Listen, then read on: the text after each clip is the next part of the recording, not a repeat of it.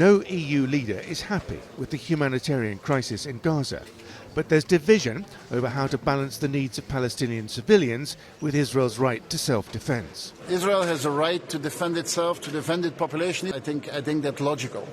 But that can never be an excuse for indiscriminate actions. It can never be an excuse for blocking Gaza. I'm not obsessed about what language we use. What we want is the killing and the violence to stop so that humanitarian aid can get into Gaza, where innocent Palestinian people are suffering. Some states want a longer cessation of fire, but others don't want to place limits on Israel's plan to get rid of Hamas, which most agree with. On Ukraine, leaders were addressed by President Volodymyr Zelensky from Kiev. He's concerned the crisis in Gaza will distract EU leaders from continuing support. There is more money and weaponry on the way, but it's part of a wider EU budget increase which will take time to agree.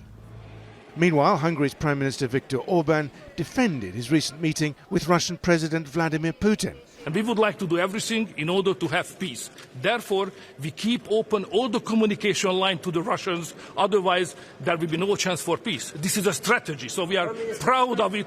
And if all that wasn't enough, leaders also discussed their new deal on illegal migration, with real fears escalation in the Middle East could lead to a new wave of refugees.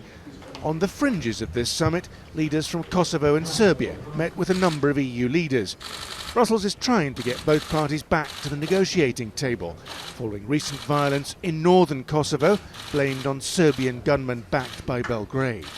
EU officials said going into this summit, the bloc was struggling to respond to two conflicts, Ukraine and now Gaza. It was proving difficult to project unity, particularly on the issue of humanitarian aid.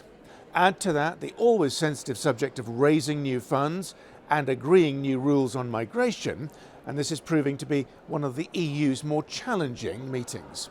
Simon McGregor-Wood, TRT World, Brussels.